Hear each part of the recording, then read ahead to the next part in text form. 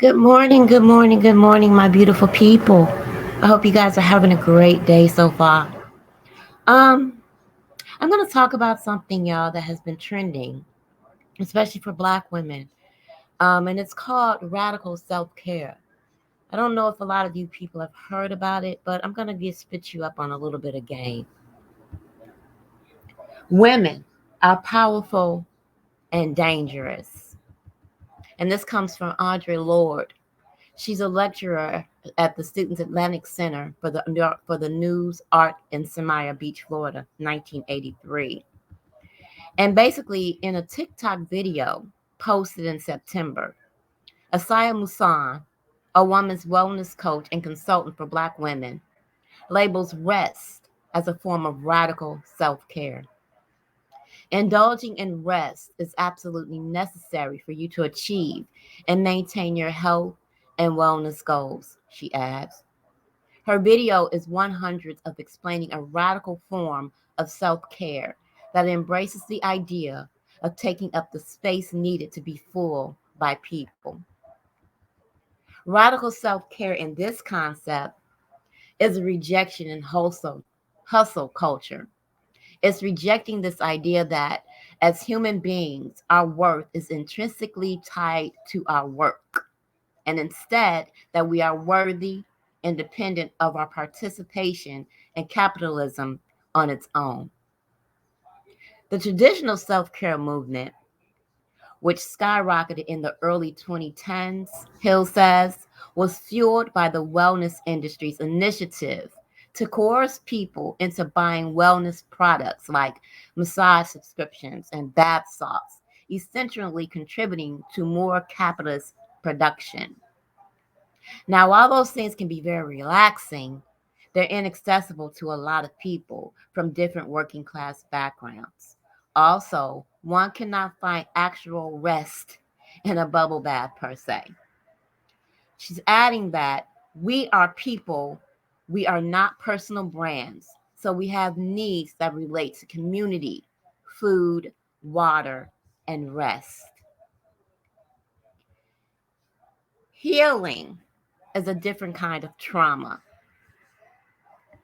What exactly does radical self care look like?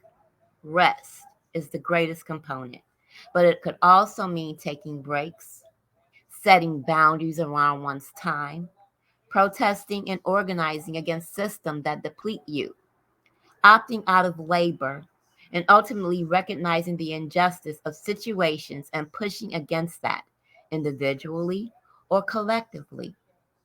Radical self care looks like actions that you don't have to pay for or are accessible only to the elite, but really push back against notions that as people, we are invaluable and unforgettable. Now, to an outsider, these notions might sound simple or standard, but for Black women in America who have historically been expected to work, serve others, and support the family unit and community, things like rest, quitting a job, or cutting ties with a loved one that is creating toxicity in your life is a radical act. Black women specifically, because of our place in the radical and gender hierarchy, are called upon to be constant laborers for our families, for our workplaces, for society. So, radical self care for Black women is rejecting this belief that we are meant to be superwomen who do not need to rest and instead actively claiming pressure, rest, joy, silliness, and all those things that are not typically associated with how Black women are supposed to be. Many factors point to the various stressors Black people and Black women specifically face on a daily basis. From being the demographic that is highly underpaid, neglected in medical settings, overlooked in business opportunities, to dealing with daily microorganisms in the workplace and online, and microaggressions online. Microaggressions online. Simply existing cannot create daily traumas for Black women. And because racism cannot be outfought or pampered away, resistance through an active choice of care for oneself and one's community becomes a form of self care that actually enriches the livelihood of us Black women. Historic roots.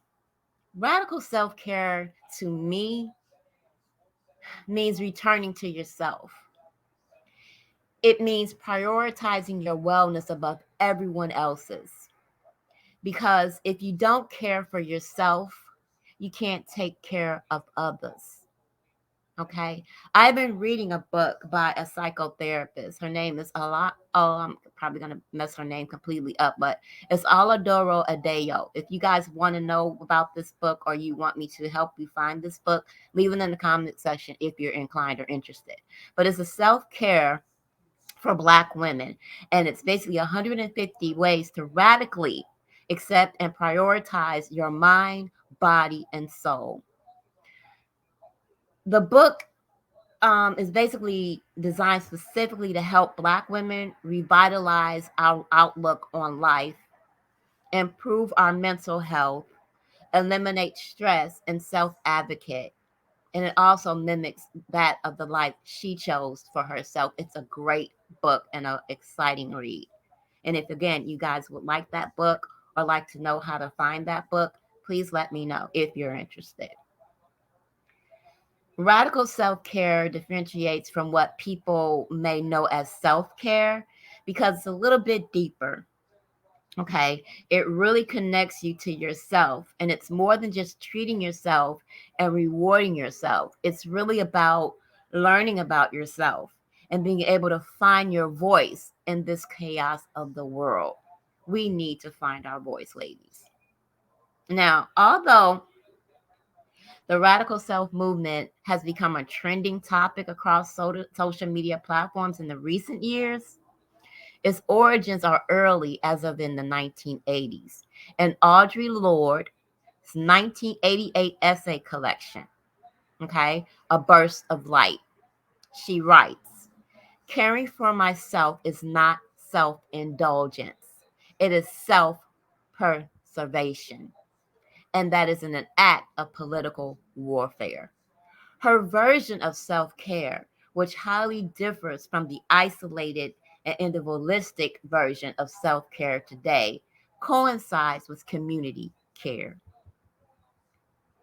Community care is about using our power and bandwidth to support and provide for our communities when the systems we exist in don't. We need to ask ourselves what we can do politically, socially, and in our relationships to offset the harm our governments and institutions are already doing to our communities. And we see it every single day. The reemergence of the movement can be credited to many factors, but Adele believes it to be a combination of the pandemic, recent tragedies in the Black community, like the murders of George Floyd, Ahmaud Arbery, and Breonna Taylor, just to name a few, and share information through social media platforms. While many people may have moved on from the BLM movement, Adeo said Black people had to look at themselves and figure out ways to continue that level of resistance. Radical self care being one of them. That also requires slowing down without feeling guilty for not being constantly productive. And Hill said, it's not about getting over burnt out, okay? So that we can come back to the workplace and do the same thing all over again. It's about imagining what might things look like if we saw a collective problem and addressed it in our communities through organization together to really transform systems. Now, I don't know how you guys feel about radical self-care. I have been practicing it and only for a few months. But again, the book is awesome. And if you guys would like to know how to get that book, it is on Amazon, and it's a wonderful book. It shows me how to redirect my energy. It shows me how to redirect my focus. And sometimes it does not work. Again, I'm new to it, and it's called radical self care. It's not about pampering yourself, even though that is a great form of self care, but that is commercializing yourself. You have to look within yourself for self care because it comes from inside out. So I hope that you guys enjoyed this little brief synopsis of radical self-care. And if you would like to get into more about it, if you would like to speak about it more, if you would like me to start speaking about it more, I probably will, but it will be on my Hey Sis channel because clearly the community is not worthy of self-care. Okay. We constantly abuse ourselves and we abuse our mind, we abuse our energy and our emotion when we listen to people that we completely don't respect, because you can't give respect when there is none to be given. So stop listening to the people that work your soul, to the people that hurt your soul and hurt your integrity and hurt your brain and your mind. Protect your energy. And I can only say it, I can't make you do it. But please look into radical self care, and please believe that if you should hear something or see something that really bothers you, you'll react to it in a totally different way.